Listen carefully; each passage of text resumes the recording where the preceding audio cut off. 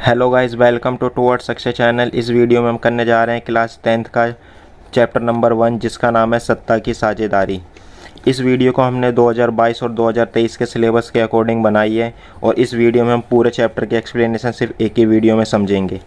इसमें हमारा चैप्टर है हमारा सत्ता की साझेदारी। तो सत्ता की साझेदारी क्या होती है कि सत्ता के अंदर यानी पावर के अंदर किसी जनता को क्या करना, भागीदार बनाना, सत्ता की साझेदारी कहलाती है। इसमें सबसे पहले आता है हमारा लोकतंत्र क्या होता है। तो लोकतंत्र जो होता है हमारे लोकतंत्र लोगों के लिए तथा लोगों द्वारा चुनी गई हो, यानी कि ऐसी सरकार जो लोगों द्वारा चुनी जाती है उसे लोकतांत्रिक सरकार कहते हैं। अब आगे की सत्ता की साझेदारी होती है क्या, लिखा है किसी भी प्रणाली को ठीक ढंग से चलाने के लिए अलग अलग स्तर अथवा समूह में सत्ता को बांटना सत्ता की साझेदारी कहलाती है। यानी कि भारत देश में भी प्रणाली को चलाने के लिए सत्ता को अलग अलग बांटा गया है, जैसे कि विधायिका, कार्यपालिका और न्यायपालिका। आगे लोकतंत्र को ठीक ढंग से चलाने के लिए सत्ता की साझेदारी बहुत महत्वपूर्ण होती है। लोकतंत्र में सत्ता जनता के हाथों में होती है, यानी कि जनता अपनी सरकार अपने आप से खुद चुनती है। अब इस चैप्टर में हम पढ़ेंगे, ये हमारे टॉपिक हैं, बेल्जियम की स्थिति पढ़ेंगे। बेल्जियम जो है कि यूरोप का एक छोटा सा देश है। हम वहाँ पर ये पढ़ेंगे कि बेल्जियम में स्थिति किस प्रकार की थी। और एक पढ़ेंगे हम श्रीलंका की स्थिति पढ़ेंगे। और तीसरा हम पढ़ेंगे कैसे श्रीलंका तथा बेल्जियम अपने सामाजिक परिस्थिति से निपटे। नेक्स्ट पढ़ेंगे सत्ता की साझेदारी क्यों ज़रूरी है। और आखिरी टॉपिक पढ़ेंगे सत्ता की साझेदारी के रूप कितने प्रकार के हैं। तो ये हमारा जो दिया हुआ है आपके सामने आ रहा है, ये हमारा बेल्जियम का एक नक्शा है। इसमें यहाँ से लेकर ये हमारा ये ऊपर वाला एरिया, ये हमारा कहलाता है फ्लेमिश इलाका। तो फ्लेमिश इलाका में जो लोग रहते थे वो डच भाषी लोग रहते थे, यानी कि जो डच भाषा बोलते थे वो लोग फ्लेमिश इलाके के अंदर रहते थे। और ये हमारा जो यहाँ से नीचे वाला इलाका है, ये वाला, तो ये हमारा कहलाता है वेलोनिया इलाका। वेलोनिया इलाके में फ्रेंच भाषी लोग रहते थे जो फ्रेंच भाषा बोलते थे। और एक ही हमारा साइड में दिख रहा है छोटा सा इलाका, ये हमारा था जर्मनी भाषी इलाका। यहाँ पे जर्मन लोग रहते थे जो जर्मन भाषा बोलते थे। और एक हमारा ये छोटा सा एरिया दिख रहा है, ये हमारा है बेल्जियम की राजधानी ब्रुसेल्स। तो इसके अंदर फ्रेंच भाषी लोग भी रहते थे और फ्लेमिश भाषी यानी कि डच भाषी लोग भी रहते थे।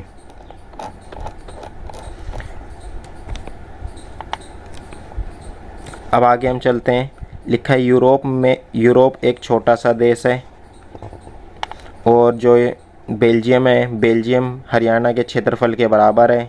बेल्जियम की जो राजधानी है लगभग 1 करोड़ आबादी है।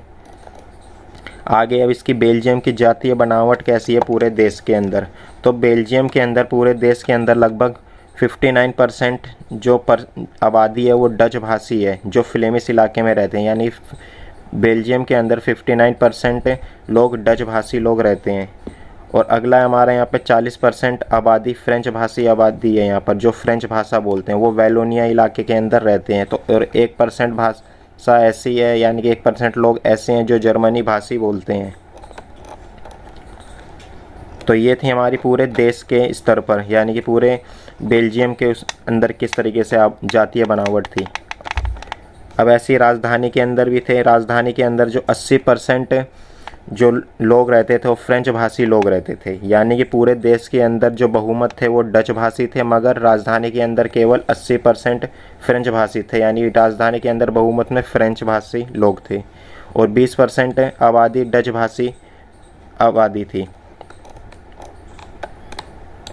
आगे है फ्रेंच तथा कम आबादी, लेकिन फ्रेंच में कम आबादी थी लेकिन ज़्यादा वो लोग समृद्ध और ताकतवर थे। फ्रेंच के बेल्जियम के अंदर फ्रेंच जो लोग थे वो कम आबादी में थे, मगर वो ज़्यादा समृद्ध भी थे और फ्रेंच लोग ज़्यादा ताकतवर भी थे। आगे डच बहुमत लेकिन देर से विकास। जो डच थे वो बहुमत में थे, यानी कि उनकी जनसंख्या ज़्यादा थी मगर उनका विकास देरी से हुआ था, वो भी शिक्षा के स्तर में और समृद्धि के स्तर में। अब इस प्रकार फ्रेंच और डच के बीच में तनाव होते रहते थे, इसलिए 1950 तथा 1960 के दशक में दोनों समुदाय के बीच में तनाव हो गया। तो अब इसमें हमारा नेक्स्ट टॉपिक है श्रीलंका के ऊपर। तो श्रीलंका, ये हमारा श्रीलंका का एक छोटा सा नक्शा है। इसमें जो यहाँ से ये दे रखा था ना, ये जो रेड पार्ट से मार कर रखा है, ये हमारा श्रीलंकाई तमिल है। यहाँ के श्रीलंकाई तमिल को मूल तमिल भी कहा जाता है। और ये जो हमारा ये बीच में दे रखा है, पार्ट ये हमारा है भारतवंशी तमिल, और जो ये छोटे छोटे धब्बे से जैसे दे रखा है ये हमारा है मुसलमानों की संख्या, और ये जो हमारा बड़ा सा पार्ट दे रखा है ये हमारी है सिंगलियों की जनसंख्या को दिखाता है। आगे श्रीलंका जो है ये लिखा है एशिया का एक छोटा सा द्वीपीय देश है। द्वीपीय देश किसे कहते हैं? ऐसा देश जो चारों तरफ से पानी से घिरा होता है। अगला इसमें हमारा कि जो श्रीलंका है वो तमिलनाडु के तट से कुछ ही किलोमीटर दूरी पर है, और श्रीलंका की जो आबादी है लगभग 2 करोड़ है। बेल्जियम की 1 करोड़ थी, श्रीलंका की 2 करोड़ है। अब श्रीलंका के अंदर जो जातीय बनावट है इसमें कई प्रकार की जातीय समूह रहते हैं श्रीलंका के अंदर, जिसमें से एक है हमारा सिंगली। सिंगली की जो जनसंख्या है यहाँ पर 74% जनसंख्या है। यहाँ पर सिंगली जो लोग हैं ये अधिकतर लोग बौद्ध धर्म को मानते हैं, और जो तमिलों की जो जनसंख्या है यहाँ पर 18% जनसंख्या है। ये लोग हिंदू, मुसलमान तथा अन्य में आते हैं। और आगे हमारा तमिल 2 प्रकार में बटा हुआ है। श्रीलंका के अंदर तमिल 2 प्रकार के पाए जाते हैं। एक होता है मूल तमिल जिसको श्रीलंकाई तमिल कहते हैं, एक होता है भारतवंशी तमिल जिसे हम भारतीय तमिल भी कहते हैं। तो श्रीलंका के अंदर 18% में से 13% लोग थे हमारे मूल तमिल और 5% लोग थे भारतीय तमिल, और बाकी है हमारे ईसाई की जो जनसंख्या थी वो 7% थी। जो ईसाई थे वो क्या करते थे? दोनों भाषा बोलते थे। दोनों में कैसे? जैसे कि सिंगली और तमिल। ईसाई लोग सिंगली भाषा का भी यूज़ करते थे और तमिल भाषा का भी यूज़ करते थे। अब अगला टॉपिक है हमारा श्रीलंका में बहुसंख्यकवाद। तो लिखा है श्रीलंका देश सन 1948 में आज़ाद हुआ। यहाँ पर सिंगली भाषी लोगों की संख्या 74% थी, इसलिए सिंगली के नेता अपनी मर्जी चलाते रहते थे। यानी कि जो श्रीलंका देश था वो 1948 में आज़ाद हुआ, और श्रीलंका के अंदर सिंगली भाषी लोगों की जनसंख्या ज़्यादा थी, तो इसलिए जो सिंगलियों के जो नेता थे वो अपनी मर्जी चलाते रहते थे, और तमिल और ईसाई और मुसलमान लोगों का शोषण करते रहते थे। यानी जो हमारे सिंगली लोग थे, सिंगलियों के जो नेता थे वो क्या करते? तमिल, ईसाई और मुसलमान लोगों का शोषण करते रहते थे। आगे लोगों का शोषण करते थे, साथ ही वे अल्पसंख्यक समुदाय की भावनाओं, इच्छाओं और आवश्यकताओं को अनदेखा करते हैं। यानी जो सिंगली लोग थे, सिंगली लोग क्या करते थे? तमिल, ईसाई और मुसलमान लोगों की इच्छाओं, भावनाओं और आवश्यकताओं को अनदेखा करते थे। अब नेक्स्ट है हमारा टॉपिक कि बहुसंख्यकवाद होता क्या है। तो बहुसंख्यकवाद है, बहुसंख्यकवाद किसी भी देश की बहुसंख्यक एक भावना है कि वे देश की शासन अपनी मर्जी से तथा इच्छा से चला सकते हैं। वह देश के अल्पसंख्यक समुदाय की भावना, इच्छा तथा आवश्यकताओं को अनदेखा करते हैं। अब लिखा है कि जो श्रीलंका देश था वो 1948 में आज़ाद हो गया था। तो 1948 में आज़ाद हो गया था तो हमारा 1956 में सिंगलियों को एक राजभाषा का दर्जा दे दिया गया। यानी सिंगली भाषा को एक राजभाषा का दर्जा मिल गया। सिंगली को जब राजभाषा का दर्जा मिल गया तो उससे क्या क्या परेशानी हुई वहाँ पर श्रीलंका के अंदर। तो पहली परेशानी है विश्वविद्यालय तथा नौकरी में सिंगलियों को प्राथमिकता मिलने लगी। यानी कि विश्वविद्यालय और सरकारी नौकरियों में सबसे पहले सिंगलियों को चुना जाता था। दूसरा, संविधान में बौद्ध धर्म को संरक्षण तथा बढ़ावा देने का प्रावधान हुआ। अब क्या हुआ कि जब 1956 में सिंगलियों को एक राज्य भाषा का दर्जा दे दिया गया तो वहाँ पर बौद्ध धर्म को संरक्षण के लिए बढ़ावा और प्रावधान मिलने लग गए। लेकिन सभी राजनीतिक पार्टी सिर्फ सिंगलियों पर ध्यान देती थी। तमिल मांगे या उनके साथ हो रहे भेदभाव को दरकिनार किया जाता था। यानी कि सभी राजनीतिक पार्टी सिंगलियों पर ही ध्यान देती थी। तमिलों की मांगों और उनके हो रहे भेदभाव को उनको दरकिनार किया जाता था, यानी कि उनको दूर रखा जाता था। लिखा है इस भेदभाव से तमिलों में नाराजगी तथा तमिल और हिंदू समुदाय के बीच तनाव हो गया, और इस नाराजगी से क्या हुआ कि सिंगलियों और तमिलों के बीच में तनाव हो गया। आगे लिखा है श्रीलंकाई तमिल ने राजनीतिक पार्टी का निर्माण किया। इससे क्या करा कि जब तमिलों की बात नहीं मानी जा रही थी तो उसमें क्या करा कि तमिलों ने मिलकर क्या करा, एक राजनीतिक पार्टी बनाने का निर्णय लिया। अब उस पार्टी में इनका तमिलों की मांगे क्या थी, तो तमिलों ने इस पार्टी बनाने के लिए, राजनीतिक पार्टी बनाने के लिए 3 प्रमुख मांगे करी, जिसमें से पहली मांग है तमिल को राजभाषा का दर्जा मिलना चाहिए। दूसरा था क्षेत्रीय स्वायत्तता। क्षेत्रीय स्वायत्तता का मतलब होता है क्षेत्र पर शासन करने का मौका भी मिलना चाहिए। और तीसरा था हमारा शिक्षा और रोजगार में बराबर का हक, यानी कि शिक्षा और रोजगार में इनको बराबर का हक भी मिलना चाहिए। अगला है हमारा 1980 के दशक में उत्तर पूर्व श्रीलंका में स्वतंत्र तमिल इलम बोलते हैं श्रीलंका के अंदर सरकार को, यानी कि इलम बनाने को लेकर संगठन बने। अब 1980 में क्या हुआ, तमिल लोग, जितने भी श्रीलंका में तमिल लोग थे वो इकट्ठा हुए और वो क्या बनाने लग गए, इलम यानी कि सरकार बनाने लग गए। तो इन बनाने के लिए संगठन बनने लगे। आगे है ये, आगे चलकर ये अविश्वास गृह युद्ध में तब्दील हो गया। अब यानी कि जब वो संगठन बनने लग गए तो ये आगे क्या हो गया कि गृह युद्ध में तब्दील हो गया। तो हजारों लोग मारे गए, अनेक लोग शरणार्थी बन गए, बहुत लोगों की रोजी रोटी चौपट हो गई। यानी कि जो गृह युद्ध हुआ, ये गृह युद्ध हुआ जो यहाँ पर हजारों लोग मारे गए, अनेक लोग शरणार्थी बन गए, यानी कि श्रीलंका देश से दूसरे देश वो चले गए और लोगों की रोजी रोटी चौपट हो गई। और जो वहाँ पे श्रीलंका के अंदर जो संपन्न लोग थे उन्होंने, उनकी रोजी रोटी क्या हो गई, चौपट हो गई।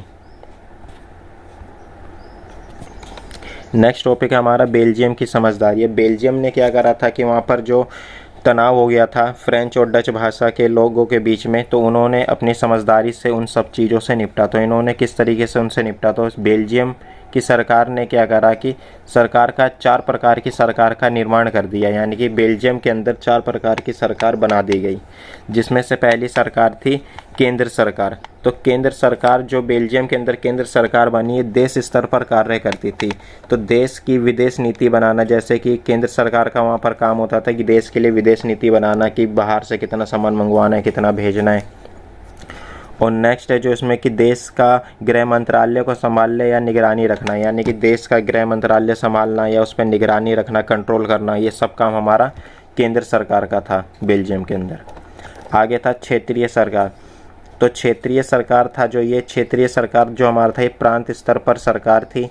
ठीक है, तो ये प्रांत होता है राज्य, यानी कि एक राज्य के स्तर पर, जैसे भारत में भी एक राज्य सरकार होती है, जैसे यूपी की हमारी बीजेपी ये योगी सरकार चल रही, तो ऐसी क्षेत्रीय सरकार बेल्जियम के अंदर बना दी गई जो कि प्रांत स्तर पर काम करती है, यानी कि राज्य के ही स्तर पर काम करती थी। अब इन क्षेत्रीय सरकार का काम क्या होता था कि पुलिस व्यवस्था या प्रांत सरकार के नियंत्रण में आती थी। जितने भी प्रांत पुलिस व्यवस्था है वो सभी की सभी प्रांत सरकार के नियंत्रण में आती है। आगे था कि सामुदायिक सरकार। तो उन्होंने क्या कर दिया, बेल्जियम के अंदर सामुदायिक सरकार का भी निर्माण कर दिया। तो इसमें था ये विशेष समुदाय के लिए, यानी कि जो बेल्जियम के अंदर जो सरकार बनाई गई सामुदायिक सरकार, ये हर एक अलग अलग समुदाय के लिए अलग अलग प्रकार की सरकार बना दी। जैसे कि जातीय बनावट के आधार पर, यानी 59% यहाँ पर डच भाषी लोग थे जो फ्लेमिश इलाके में रहते थे। तो फ्लेमिश इलाके में क्या कर दिया, डच भाषी लोगों का एक नेता बना दिया गया।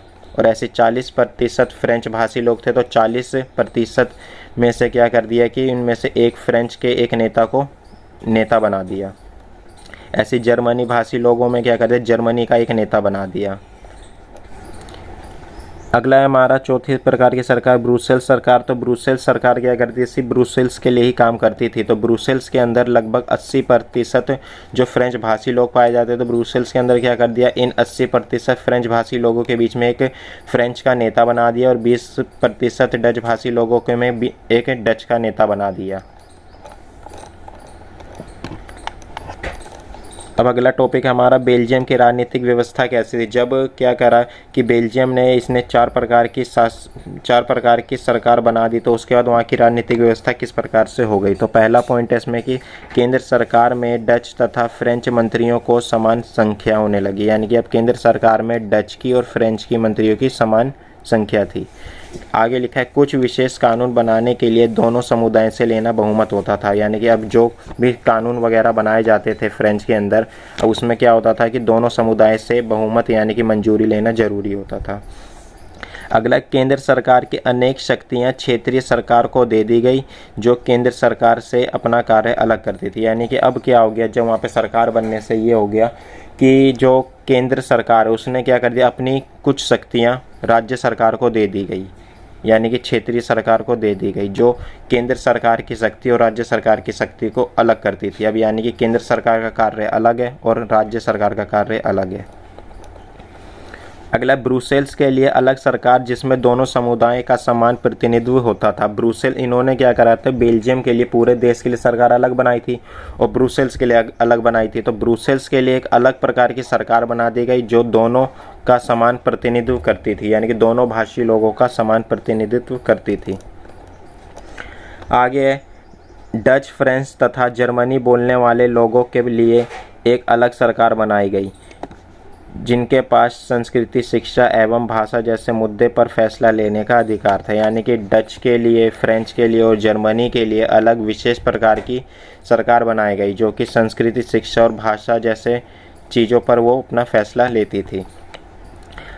अब नेक्स्ट टॉपिक है हमारा 1970 से 1993 के बीच 4 संविधान संशोधन किए गए ताकि किसी भी नागरिकों को बेगानापन का एहसास नहीं हो। क्या हो कि बेल्जियम के अंदर 1970 से 1993 के बीच में 4 संविधान संशोधन करे गए ताकि किसी भी व्यक्ति को ऐसा ना हो कि एक तरफा व्यवहार हो रहा है। अब एक हमारा अगला टॉपिक है सत्ता की साझेदारी क्यों जरूरी है। तो सत्ता की साझेदारी क्यों जरूरी है, तो इसमें सबसे पहला पॉइंट हमारा विभिन्न समुदाय के बीच टकराव का अंदेशा कम हो जाता है। यानी कि जब हम सत्ता में सभी व्यक्तियों को बराबर का अधिकार देंगे, सभी को बराबर का सम्मान देंगे और सभी को साझेदारी भी बराबर मिलेगी, तो उनमें क्या होगा कि टकराव का अंदेशा कम हो जाता है इस कारण। दूसरा पॉइंट है लोकतंत्र का मतलब होता है लोगों को सत्ता में हिस्सेदार बनाना।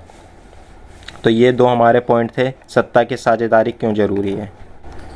अगला टॉपिक है इसमें हमारा सत्ता की साझेदारी के रूप, यानी कि इसमें हमें जनता को सत्ता के अंदर किस प्रकार से साझेदारी बना सकते हैं, किस किस तरीके से, तो उसके रूप हमें यहाँ पर पढ़ने हैं। तो लिखा है यहाँ पर क्षैतिज वितरण। तो क्षैतिज वितरण में आ जाता है शासन के विभिन्न अंगों के बीच विधायिका, कार्यपालिका और न्यायपालिका का वितरण। यानी कि विधायिका, कार्यपालिका और न्यायपालिका में लोगों को साझेदार कराना हमारा क्षैतिज वितरण कहलाता है।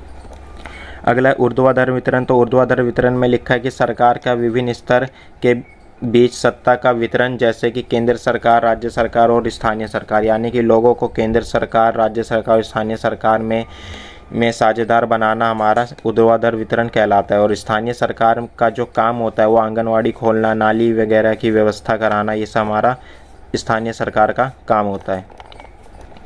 तीसरा है हमारा सामाजिक समूह के बीच वितरण, यानी कि भाषीय और धार्मिक समूह के बीच सत्ता का वितरण करना। यानी भाषा के आधार पर लोगों को ज्वाइन करना और धार्मिक समूह के स्तर पर ज्वाइन करना हमारा ये सामाजिक समूह के बीच वितरण कहलाता है। और ये किस प्रकार होता है, ये आरक्षण द्वारा होता है। चौथा लिखा हमारा दबाव समूह आंदोलन, यानी कि शासन को बाहर से प्रभावित तथा नियंत्रित करना और सामाजिक समूह दबाव डाल समूह के बीच सत्ता का वितरण करना। यानी कि दबाव समूह आंदोलन होता है जो सरकार पर दबाव डालकर अपनी बातों को मनवाना, चाहे वो हमारा आंदोलन के जरिए चाहे किसी के जरिए। तो इस प्रकार से हम क्या कर सकते हैं, सत्ता की साझेदारी के रूप पढ़ सकते हैं। यानी कि जनता को किस प्रकार से हम साझेदार बना सकते हैं जनसंख्या के अंदर। अगर हमारी वीडियो पसंद आई हो तो चैनल को लाइक और